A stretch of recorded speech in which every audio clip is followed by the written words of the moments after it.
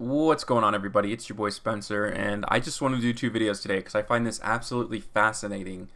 So this was on Dueling Book, I believe, this Luxury Championship Series 11. But this is kind of the first real big tournament that we've seen. Not to say that Paper Yu-Gi-Oh! Will be exactly the same whenever that ends up coming back, but this is what people think of the format, going into it. Are people still playing Virtual World? Are people still playing Drytron? And we'll go ahead and look at it, and the first trend that you'll see, and I think you'll see it a lot more now, is Dragon Link is just right back, dude. With VFD gone, I mean, that just destroys, because Dragon Link doesn't like to play a lot of hand traps, and you'll see that in the top deck, actually the deck that won this, which is Dragon Link, they played like 3 hand traps, which is just the one essential hand trap that they think that they need. Other than that, they weren't doing anything. So when you have a deck like that and there's VFD, you just lose. But now that that's out of the format, it's just wide open for this deck to run rampant. There's so many good cards in this deck, and they're so simple looking too. It's actually kind of interesting. Dinosaur is also on the rise. Remember when I told you that it had a horrible matchup against Virtual World, and that's why it was tier 2? But that is not the case anymore. Clearly, a lot of people are going to be using Dino now. It's just it's the most consistent deck in Yu-Gi-Oh! And it just probably beats most of them. I was actually interesting to know that the deck didn't win with just how many disruptions it has, but we all knew Zodiac Eldritch would be a huge thing. People were sitting on that for a while. Other Eldritch was Dragoons, Pure, which I think is insane, and 6 other, who knows what that is. There's a few of them in the top 16 cut, and I'll actually go through the top 16 decks very briefly. I'm not going to go over them too much. I'll just see some trends that I realized and maybe something you guys should be aware of. Dogmatica Invoked, of course. That was going to be a big one. Shadal with non-Dogmatica 11. So this whole, I'm pretty sure like this Eldritch, Dogmatica, Shadal, like these are all kind of lumped in together, but a little different. A lot of people thought that Tri-Brigade Leerless, and myself included, would be a meta contender now with this format, but that was not the case. It did not hit top cut. Now, there were only 11 out of 223, and I think you may see a little more people using the deck a little more, so there may be a high representation there. But here it is. 9 virtual players out of 223. That's how off people are on the deck. I still think there's something there, and there's something I myself have to look into a little more. But yeah, people are just being like, yeah, I don't know about that. I think IRL, you may see a lot more Virtual World in tournaments because people bought the cards and they're cheap. Especially because they're cheap. That's why we saw Salmon Great Speed have such high representation all the time. Besides being a good deck, it was very accessible. So I think that's the major difference between online and in person. 7 Buster Blader. I mean, they do have the new card back, and Dragon Link's using it. Although none of the Dragon Link players on the top 16 did have the Buster Destruction Sword in it. So keep that in mind. Subterra Dragoon. I won a in-person event, although the guy may have been cheating, or it was popular in that tournament, I should say. I don't know if that was what he was playing, but this is a deck to look out for. It did not make top 16 cut as of right now. It just has such a hard time going second. Prank Kids, this is a deck that could also be very, very much on the rise. Only 6 players, and one of them did make top cut. That is very fascinating.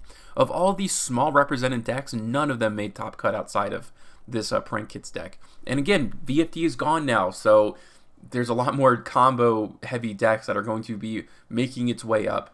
Drytron might just be dead, super dead. Why Konami would ban Union Carrier when this card just basically came to his rise, and Union Carrier isn't that old of a card either, I don't know. I think that was a very bad decision. And there's a little bit of salt on my end for ABC Cyber Dragon, which I'm still working on. But in 5 Phantom Knights, Lancea is just too popular in the format right now, but it does do some interesting things. So that was who entered the tournament. So now let's look at the top 16 breakdown here. 3 Dogmatic Invoked, 3 Shadal Invoked. So 6 of the spots in top 16 were taken up by Alistair the Invoker at its core. That's how I kind of look at it. 3 Dinosaur, 3 Dragon Link, 2 Eldritch Zodiac, 1 Mech Knight Invoked, which is kind of fascinating, and 1 Prank Kids, like I said, which is really cool. It's actually nice to see Mech Knight Invoked here.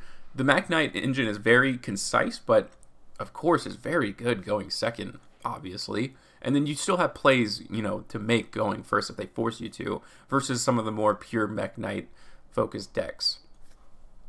And then now we can go down and look at some of these decks and see what are people playing. I'll go all the way down towards the bottom here for the top 16. There's one Dino deck at the bottom. I think they were playing the exact same deck actually, although I'd have to look at the list here. But a lot of these Dino decks are going to be pretty cut and dry. I mean, it's about just having those extra consistent cards, and people are using the new Pot of Indulgence card instead of Pot of Extravagance. Which makes sense. I mean, if you can just get into a Miscellaneous Saurus, if this deck didn't need more consistency, which it doesn't, I just got it in that card. And I think this deck benefits more than anybody because there's so many just non-essential cards in your extra deck that you don't need, that it just puts it all together. This guy's maining Dark Rule no more too. I don't think a lot of them are doing that. I think you may see this get a little more popular as time goes on, and Pankratops now is just going to be all that in a bag of chips, in my opinion. 3 Mist, 3 Oviraptor, of course. He's running Gamma. I think that's also good. But I think the Dino player that got in the top also ran Mystic Mine at 3. This is just such a good card. This deck plays some of the best cards in the game. Interestingly enough, he's not main decking Nibiru. I think everybody in the top 8 did main that. A lot of Dragon Link players are actually going to be at the bottom here. And I want to say the biggest difference between this one and the one that won is look at how many hand traps that these guys are running. So this guy's running Gamma and Lancia in the main deck, and Droll and Lockbird too. This guy was running 9 hand traps in his Dragon Link deck. This guy's running Nibiru, Ash, and Lancia, so he's also running 9 hand traps in the main deck. And if you want to go to the top here, to the deck that won the entire tournament, this guy's running Nibiru, and that's it. 3 Tactical Talents, the Fantastical Dragon Phantasme. He cares way more about drawing cards than he ever does about stopping his opponent doing anything, which I think speaks volume to what this deck can do. He in the side deck looks like he's running your typical spell and trap removal, the Dark Rule or more, the Harpies. He's actually running Super Polymerization. I don't really know what the target for that would be necessarily. Oh, it looks like he's running 3 Dark. Okay. Yeah, so look at this, man. Such a simple deck. He is running also the Dragon Maid cards, and I know a lot of people are flip-flopping on whether or not to use that in their decks. So the top Dragon Link deck focused more on drawing cards and continuing their plays through disruption than doing anything to their opponent at all outside of Nibiru, which I think is really cool. And we'll see if that also ends up being true of that's actually how the best version of the deck is. The Dogmatic Invoked, I mean, there's not really much to say other than that a lot of people are running triple Tactical Talents. He's running Forbidden Droplets, although I'm not really sure that's going to be all too poppin' going forward here. Again, the interesting thing about this guy running top 16 is he main decking Droll and Lockbird. I'm not sure if that will really be the thing going forward here. The Mech Knight player, like I said, is only running 1, 2, 3, 4, 5, 6 Mech Knight cards, and normally Mech Knights play a lot more. But a lot of spells and traps here, and he was running, this is the one interesting I thought about his deck, was the Wind Kaiju. Like I said, Leerless didn't do anything, and that's why this card is being used. No one else used it. I think it may have honestly been the thing that probably toppled him over, although Kaijus just are good in general. But he's also running the Red Eyes package in Invoked, and I think he's the only guy to do that as well. So this is by far the most intriguing deck of the entire thing. Hopefully he has, okay, I was hoping to see if he had like a YouTube channel, but I don't think so. But very nice, very nice. More of this, Ash Blossom, Nibiru. Like I said, the closer you get to the top, the more you'll see it main decked. Here is an Eldritch Zodiac. Although it looks like his Zodiac package is very small. The Tenki obviously is going to be the one, and the Zodiac Barrage to get him to there. I've seen people play a lot more than this, so that's pretty cool. Gamma, and he's running what 9, 12 hand traps in his deck, along with the Cosmic Cyclone, the 3 Cosmic Cyclone, which I'm not sure anyone else even in the top cut had any spell and trap removal in the main outside of Lightning Storm. So that's pretty cool. And here it is, this Prank Kids deck. He's not running regular polymerization. He's running the triple with Tactical Talents. He's running 3 Infinite Impermanence, which we have not seen in a very long time. I think you'll see everybody start using Call by the Grave at 1. And hopefully this can go up to more than that. Pankratops, like I said, is also popping up here. the 3 Ash Blossom. So he's got a lot of versatility in his deck. The Lancia, the Gamma package here, Harpies, and another Cosmic Cyclone if he needs to. He was running evenly matched, although I'm not sure anyone else was. So maybe that tech card wasn't the best for him here. But he did make top 8, which is very, very cool. Nothing really. Super polymerization in the main with Shadal's, I think, is not too spicy at all. I think that's actually pretty standard.